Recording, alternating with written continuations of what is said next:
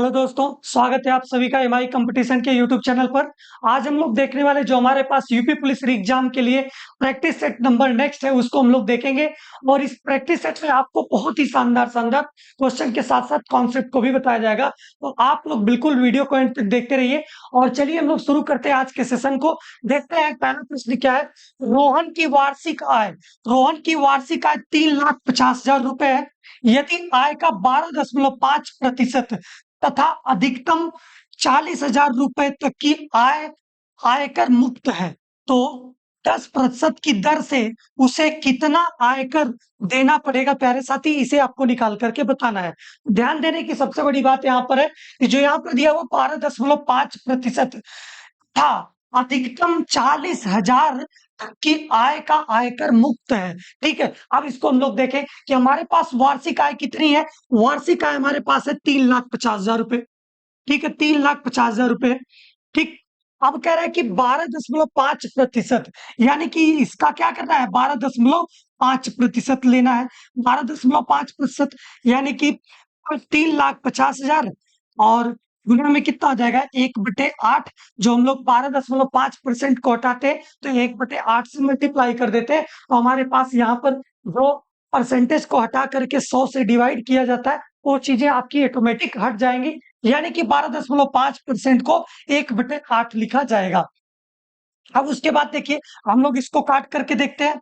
8 चौक को 32, ठीक है, 8 चौक को 32 यहाँ पर हो जाएगा। और 32 3 35, 8 त्रिक का 24, 24 और यहाँ पर कितना हो जाएगा 6, 8 7 56 और 56 और 4 कितना हो जाएगा 60 और 8 पंजे 40 यानी कि 0। यानी कि यहाँ पर कितना हो जाएगा आपके पास 43,750 रुपए। यानी कि जो 43,750 रुपए हो रहा है यह क्या है, आयकर मुक्त है। लेकिन आपसे क्या रखा है कि 40,000 रुपए तक की आय का आयकर मुक्त होना चाहिए, अधिकतम की बात किया है। यानी कि हमारे पास यहाँ पर देखिएगा कि जो यह संख्या आई है 40,000 से क्या आई है, अधिक आई है। ठीक है, 40,000 रुपए से अधिक आई है। इसका मतलब कि हमारे पास वार्षिक आय कितना था, 3,50,000 रुपए था। तो 3,50,000 रुपए में से हम लोग क्या कर देंगे, 40,000 रुपए को घटा देंगे तो आयकर दे आयकर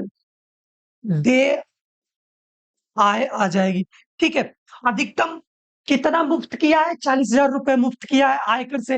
लेकिन अगर हम लोग कुल वार्षिक आय में से अगर हम लोग 40,000 को अगर निकाल देंगे तो जितने पर उसको आयकर देना होगा वह आय हमारे पास निकल करके आ जाएगी। इसका मतलब कि हम लोग इसको घटाएंगे तो यहाँ से कितना आ जाएगा, 3,10,000 रुपए आ जाएगा। ठीक है, 3,10,000 रुपए आ जाएगा।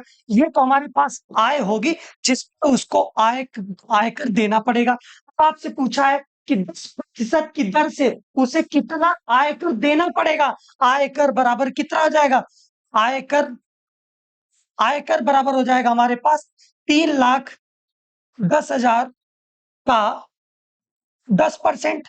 ठीक है, अब 3,10,000 का 10% हम लोग निकालेंगे और बटा में क्या कर देंगे, 100% को हटाते, 2 जीरो से 2 जीरो कट गया और यहाँ पर कितना आ जाएगा, 31,000 रुपए आ जाएगा प्यारे साथियों। यानी कि जितना उसको आयकर देना पड़ेगा वो 31,000 रुपए उसको टोटल आयकर देना पड़ेगा। इसका मतलब कि जो हमारे पास इस क्वेश्चन का करेक्ट आंसर हो जाएगा ऑप्शन बी राइट हो जाएगा। ठीक है, ऐसे प्रश्न प्यारे साथी आपके एग्जाम में देखने के लिए मिलते हैं। और जो भी आप लोग, जैसे कि आप लोग वनडे एग्जाम जो भी आप दे रहे हैं, सभी में अगर पार्टनरशिप से रिलेटेड या फिर आपका टैक्सेशन से रिलेटेड या जो भी टॉपिक आपको दिया रहता है उन्हीं टाइप के टॉपिक्स के क्वेश्चन यहाँ पर डेली बाय डेली 1 बाय 1 करके सभी टॉपिक को कवर करने का कोशिश करते हैं। तो आप लोग बिल्कुल प्रैक्टिस आराम से करते रहिए और चैनल पर बने रहिए। चलिए हम लोग देखते हैं अगला प्रश्न। अगला प्रश्न आपसे कह रहा है कि विक्रय मूल्य 2 गुना कर देने पर, ठीक है, यहाँ पर कह रहा है कि जो हमारे पास विक्रय मूल्य है, विक्रय मूल्य को 2 गुना कर देने पर हो रही हानि, ठीक है, हानि प्रतिशत के बराबर लाभ प्रतिशत प्राप्त किया जा सकता है। तो वस्तु पर हो रही हानि प्रतिशत ज्ञात कीजिए प्यारे साथी। इसको आपको निकाल करके बताना है। तो सबसे पहले हम लोग यहाँ पर मान लेते हैं कि हमारे पास जो विक्रय मूल्य है, विक्रय मूल्य क्या है, विक्रय मूल्य यहाँ पर हम लोग मान लेते हैं कि यक्स है। ठीक है, जो हमारे पास विक्रय मूल्य है वह x है। और हानि प्रतिशत की अगर बात किया जाए तो हानि प्रतिशत को अगर हम लोग मान लेते हैं कि हानि प्रतिशत जो होने वाली है, हानि प्रतिशत उसको हम लोग मान लेते हैं कि हमारे पास y% होगी। फिर इसके बाद की बात को हम लोग समझते हैं। आगे प्रश्न में यह कह रहा है कि विक्रय मूल्य दोगुना कर देने पर हो रही हानि प्रतिशत के बराबर लाभ प्रतिशत प्राप्त किया जा सकता है। तो प्यारे साथी यहाँ पर देखिए, जो हमारे पास विक्रय मूल्य यहाँ पर है, x बराबर क्या आ जाएगा 100 माइनस y%। क्या हमारे पास यही वैल्यू बनेगी जो ये विक्रय मूल्य की बात करेगा, यानी कि हानि वाली हम लोग निकाल लिए। अब इसके बाद वो कह रहा है कि लाभ प्रतिशत के बराबर किया जा सकता है, यानी कि यहाँ पर दोगुना करने की बात कर रहा है, यानी कि 2x बराबर क्या हो जाएगा 100 प्लस y%। ठीक है, ये चीज हमको हमारे पास निकल करके आ जाएगी। अब देखिए, इसको सॉल्व करके निकालना है। अगर किसी प्रकार से हम लोग अगर y का अगर वैल्यू निकाल लें तो हमारे पास हानि प्रतिशत निकल जाएगी।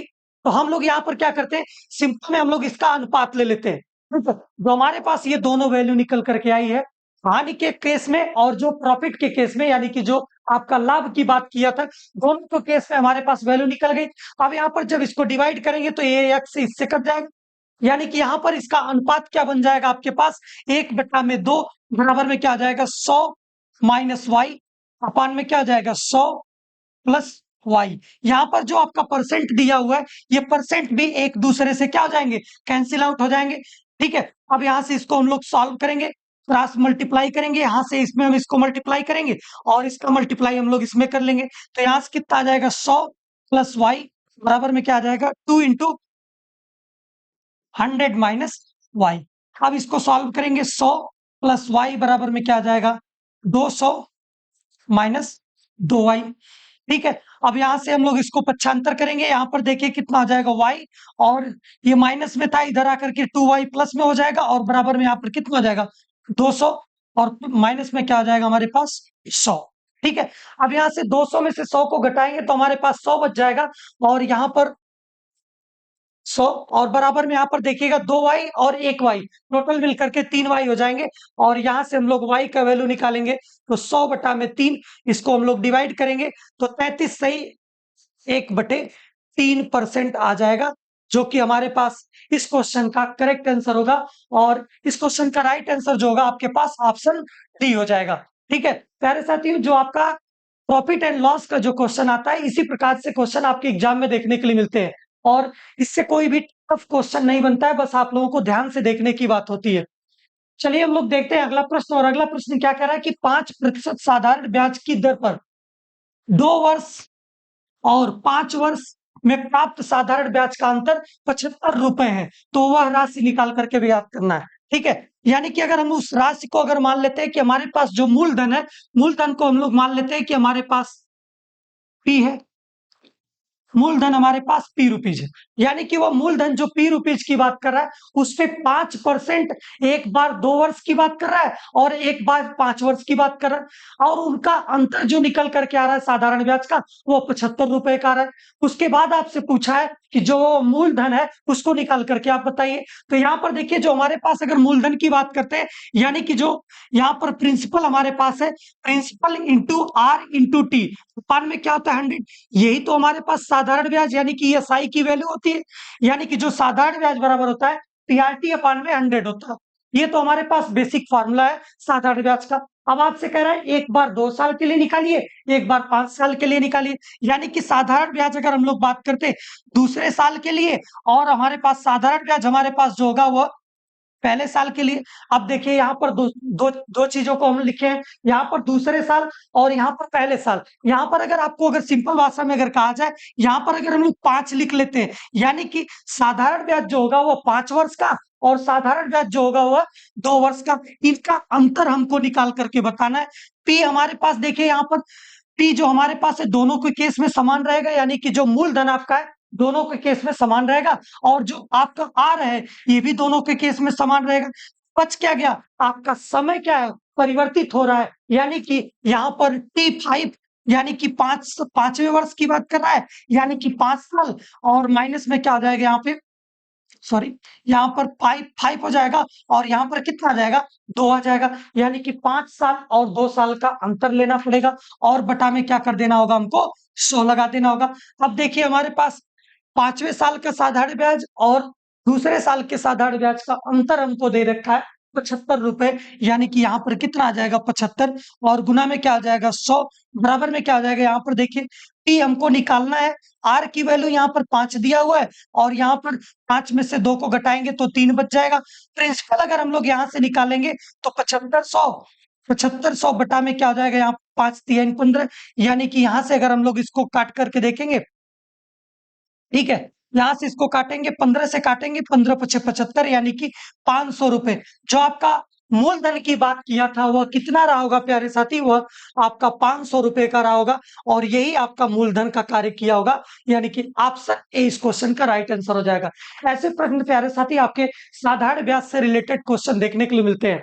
तो चलिए हम लोग देखते हैं अगला प्रश्न, और अगला प्रश्न क्या कहता है इसको ध्यान से देखते हैं। बहुत ही शानदार प्रश्न है और जो आपका ये कार्य और समय वाला जो चैप्टर है प्यारे साथी बहुत ही इंपॉर्टेंट है और इससे आपको क्वेश्चन भर भर करके देखने के लिए मिलते हैं।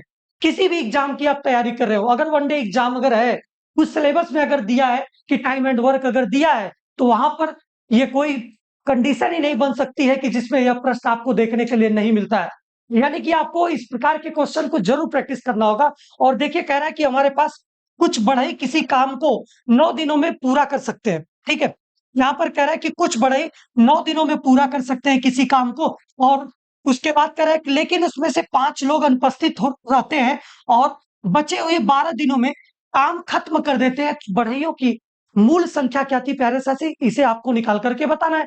यानी कि हम लोग मान लेते हैं कि बढ़ई की मूल संख्या अगर हमारे पास है, बढ़ई की बढ़ई की मूल संख्या, बढ़ई की जो मूल संख्या जो हमारे पास है वह क्या है, यक्स है, ठीक है। जो बढ़ई की मूल संख्या हमारे पास है वह यक्स है। अब उसके बाद कह रहा है कि कुछ बढ़ई किसी काम को 9 दिनों में पूरा कर सकते हैं, यानी कि जो वह 9 दिनों की बात कर रहा है, 9 दिनों में हमारे पास जो बढ़ई थे वह यक्स थे और उसी कार्य को कंप्लीट कर रहे थे, तो हमारे पास यही क्या हो जाएगा, कुल कार्य निकल करके आ जाएगा, यानी कि टोटल वर्क निकल करके आ जाएगा, यानी कि आपके पास कुल कार्य होगा। अब उसके बाद कह रहे हैं लेकिन उनमें से 5 लोग अनुपस्थित हो जाते हैं। प्यारे साथी, जो यहाँ पर यक्स बढ़ई काम करना शुरू किए थे, इसमें से 5 लोग निकल जाते हैं, यानी कि 5 लोग काम करना नहीं चाहते, वो बाहर निकल गए। काम कितने दिनों में पूरा होता है, तब काम 12 दिनों में पूरा होता है, यानी कि x माइनस 5 गुना में क्या आ जाएगा 12, और जो काम पूरा हो रहा है वह कुल कार्य ही तो पूरा कर रहे हैं वो लोग मिल करके, यानी कि यहाँ पर 9x बराबर में क्या हो जाएगा यहाँ पर x माइनस 5 और गुना में क्या आ जाएगा 12। अब देखिए यहाँ से इसको हम लोग काट करके देखते हैं।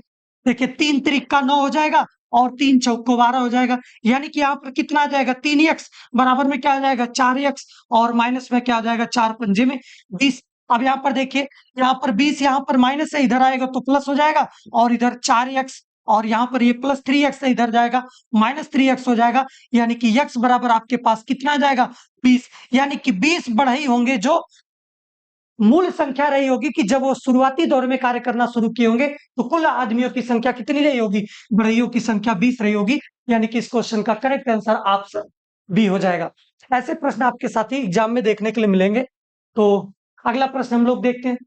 अगला प्रश्न आपका क्षेत्रमिति से, यानी कि जो आपके पास क्षेत्रफल वाले जो आपके 2D एंड 3D वाले जो क्वेश्चन आपके देखने के लिए मिलते हैं, उससे यह प्रश्न है और यह से रिलेटेड प्रश्न है। इसको देखिए कैसे सॉल्व करना होगा। यहाँ पर 2 चीजों को इसने इंप्लीमेंट किया है, यानी कि इन्वॉल्व करके रखा है। कह रहा है कि 148 सेंटीमीटर लंबे और 14 सेंटीमीटर चौड़े आयत में खींचे गए सबसे बड़े वृत्त का क्षेत्रफल क्या होगा प्यारे साथी, ध्यान से समझिएगा। 148 सेंटीमीटर की बात कर रहा है प्यारे साथी, तो कुछ इस प्रकार का, कुछ 148 सेंटीमीटर ये होगा, 148 सेंटीमीटर कुछ यहाँ पर इसकी लंबाई होगी।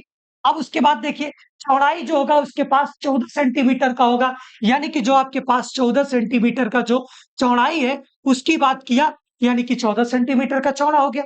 अब ध्यान से समझिएगा प्यारे साथी, कह रहा है कि इसमें जो वृत्त बनाने की बात हो रही है वह सबसे बड़े वृत्त की बात कर रहा है। सबसे बड़े वृत्त जो होगा उसका क्षेत्रफल क्या होगा, यानी कि सबसे बड़ा वृत्त जो इसके अंदर बनने वाला है, तो क्या हमारे पास कुछ इस प्रकार से इसके अंदर वृत्त बनेगा। जब इस प्रकार से इसके अंदर वृत्त बनेगा तो प्यारे साथी यहाँ पर ध्यान दीजिएगा कि हमारे पास यहाँ से यहाँ तक की जो दूरी होगी, यानी कि जो यहाँ से यहाँ तक का जो व्यास होगा, वृत्त का जो व्यास होगा प्यारे साथी, वृत्त का व्यास जो होगा आयत की चौड़ाई के बराबर हो जाएगा। आयत के चौड़ाई के क्या हो गया, बराबर हो गया। यानी कि आयत की चौड़ाई हमारे पास कितना है, 14 सेंटीमीटर है। वृत्त का व्यास कितना होता है, 2r होता है। यानी कि r का वैल्यू निकालेंगे तो 14/2, यानी कि 2 7 14, यानी कि r बराबर कितना आ जाएगा, 7 सेंटीमीटर हो जाएगा। यानी कि हमारे पास r का वैल्यू जो आया है वो 7 सेंटीमीटर का बात निकल करके आ जाएगा। जब r की वैल्यू हमारे पास 7 सेंटीमीटर आ गई तो वह कह रहा है कि वृत्त का क्षेत्रफल ज्ञात कीजिए। यानी कि जो वृत्त का क्षेत्रफल होगा प्यारे साथी, आराम से आप निकाल लोगे कि का जो क्षेत्रफल होता है पाई आर स्क्वायर होता है। यानी कि पाई का वैल्यू हम लोग 22/7 लेकर के चलेंगे और आर का वैल्यू आपके पास 7 है। यानी कि 7 का स्क्वायर, यानी कि यहां से कितना आ जाएगा, 22/7 गुना 7 यानी कि 7 से 7 एक साथ कट जाएगा। और यहाँ पर हम लोग मल्टीप्लाई करेंगे। मल्टीप्लाई करने के बाद यहाँ से कितना आ जाएगा, 22 गुना में 7 आ जाएगा। यानी कि 7 गुना में 14, यानी कि 7 गुना में 14 एक 15, यानी कि 154 सेंटीमीटर स्क्वायर आपके पास उस सबसे बड़े वृत्त का क्षेत्रफल होगा प्यारे साथी, जो आयत के अंदर यह बनाया गया होगा। यानी कि इस क्वेश्चन का करेक्ट आंसर क्या हो जाएगा, ऑप्शन सी हो जाएगा। ऐसे प्रश्न साथी आपके एग्जाम में 2D जो फिगर होता है, 2D फिगर से यह प्रश्न आपको देखने के लिए मिलता है। क्या क्या आप लोगों को इस प्रकार से क्वेश्चन करने में कोई प्रॉब्लम आ रही है? बिल्कुल नहीं आएगी प्यारे साथी। क्यों? क्योंकि यहाँ पर जो 2D की बात किया गया था, हम 2D को पूरा यहाँ पर विस्तृत रूप से आपको बता दिए कि किस प्रकार से हमारे पास आयत बना। उस आयत के अंदर कौन सा वृत्त बनेगा, जो सबसे बड़ा वृत्त होगा उस वृत्त का क्षेत्रफल जो आपके क्वेश्चन में पूछा था, हम लोग प्यार से आराम से निकाल लिए इसको। क्या यह क्वेश्चन आप लोगों के अगर समझ में अगर अच्छे से अगर आ गया हो तो आप लोग लाइक करिएगा एक बार, और चैनल पर अगर नए हैं तो चैनल को सब्सक्राइब कर लीजिएगा। आगे हम लोग देखते हैं अगला प्रश्न, और अगला प्रश्न कह रहा है कि 8 सेंटीमीटर त्रिज्या वाले त्रिज्यखंड को एक शंकु के रूप में मोड़ा गया है। ठीक है, 8 सेंटीमीटर त्रिज्यखंड को एक शंकु के रूप में मोड़ा गया है, जो कि एक वृत्ताकार चादर का 1/4 भाग है। तो शंकु की तिर्यक पृष्ठ क्षेत्रफल सेंटीमीटर स्क्वायर में कितना होगा प्यारे साथी, आपको निकाल करके बताना है कि वृत्तखंड वृत्ताकार जो चादर हमारे पास है, वृत्ताकार अगर चादर हमारे पास प्यारे साथी है तो कुछ इस प्रकार से होगी वृत्त के रूप में। जब इस प्रकार से वृत्त के रूप में होगी प्यारे साथियों, तो यहाँ पर क्या होगा, यहाँ पर देखिएगा कि जो हमारे पास चौथाई की बात कर रहा था प्यारे साथी, तो चौथाई तो हमारे पास कुछ इस प्रकार से बनेगा। और देखिए हमारे पास चौथाई वाला भाग कुछ यही तो होगा हमारे पास।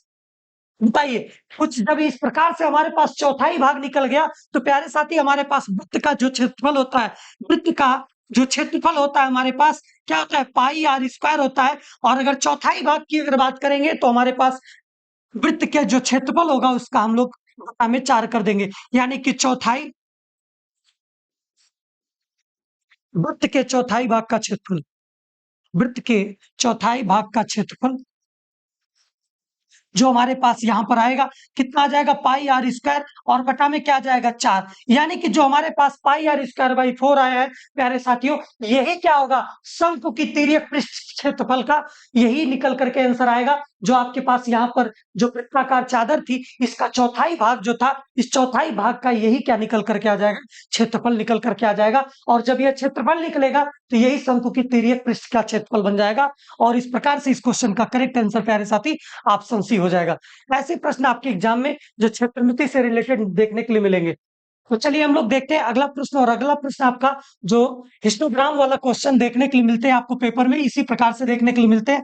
कह रहा है कि हमारे पास जो दिया गया हिस्टोग्राम राजमार्ग पर किसी विशेष स्थान से गुजरने वाली कारों की चाल के बारंबारता वितरण को दर्शाता है। ग्राफ का अध्ययन करें और संबंधित प्रश्न का उत्तर दें। प्यारे साथियों, यहाँ पर जो आपके हिस्टोग्राम दिया हुआ है, ये हमारे पास जो एक्स एक्सिस है, इस पर हमारे पास चाल दिया हुआ है। और चाल कैसा दिया हुआ है, किलोमीटर प्रति घंटा के हिसाब से दिया हुआ है। जो यहाँ पर देखिएगा चाल हमारे पास जो दिया हुआ है किलोमीटर प्रति घंटा के हिसाब से दिया हुआ है। कारों की संख्या हमारे पास जो वाई एक्सिस है, वाई अक्ष पर दिया हुआ है। उसके बाद कह रहा है कि 90 किलोमीटर प्रति घंटा या अधिक चाल से गुजर रही कारों की ज्ञात करके बताना है आपको। तो यहाँ पर देखिएगा कि हमारे पास जो पूरे का पूरा, यहाँ पर देखिए जो हमारे पास कंप्लीट कितनी कारें यहाँ पर चल रही हैं, उनकी बात अगर किया जाए तो हमारे पास 50 50 कार तो हमारे पास किस स्पीड से चल रही है, यहाँ पर 40 से 50 की स्पीड में चल रही है।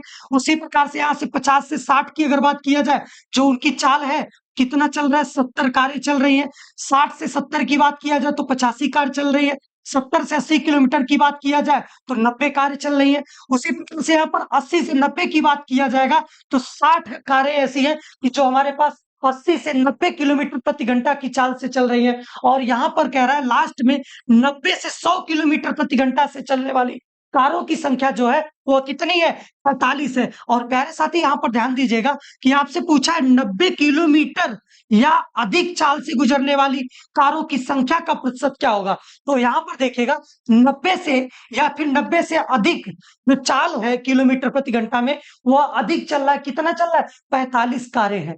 यानी कि आपका निकल करके आ गया कि 90 किलोमीटर प्रति घंटा या फिर अधिक चाल से गुजरने वाली कारों की संख्या, कारों की संख्या हमारे पास कितनी आ गई, 45 आ गई। अब देखिएगा हमारे पास कुल कार कितनी है, कुल कार की बात करते हैं।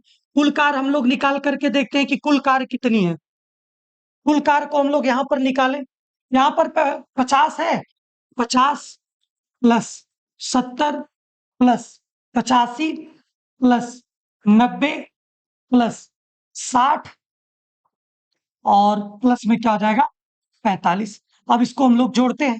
जोड़ने के बाद यहाँ पर देखिए, यहाँ पर 5 0 5 5 10 और 10 को 0 हासिल 1 का, 4 1 5 6 5 11 9 20 20 8 28 28 7 कितना हो जाएगा, 35 और 35 5 कितना हो जाएगा, 40। यानी कि कुल कार हमारे पास कितनी है, 400 है। जब कुल कार हमारे पास 400 पता चल गया तो हमारे पास प्रतिशत पूछा था, यानी कि हमारे पास 45 जो हमारे पास कार थी वो 90 किलोमीटर प्रति घंटा से अधिक और 90 किलोमीटर प्रति घंटा वाली कार थी, उनका प्रतिशत पूछा था। तो 45 बटा में क्या आ जाएगा, 400 और गुना में क्या आ जाएगा, 100। यही हमारे पास क्या हो जाएगा, प्रतिशत हो जाएगा। यानी कि 2 जीरो से 2 जीरो कट गया। ठीक है, 4 से इसको काटेंगे, 4 एक अन्नम 4 और 4 एक अन्नम 4, 2 बच 1 बच जाएगा और 10 हो जाएगा। दशमलव लगा करके 4 दुना में 8 और 2 बचेगा और 4 पंजे में 20, यानी कि 11.5% इस क्वेश्चन का प्यारे साथी क्या होगा, करेक्ट आंसर होगा। यानी कि ऑप्शन बी इस क्वेश्चन का राइट आंसर होगा। ऐसे प्रश्न प्यारे साथी आपके हिस्टोग्राम चैप्टर से देखने के लिए मिलते हैं और यह प्रश्न बहुत इंपॉर्टेंट था। तो आज के लिए इतना ही, बहुत बहुत धन्यवाद। जय हिंद, वंदे मातरम।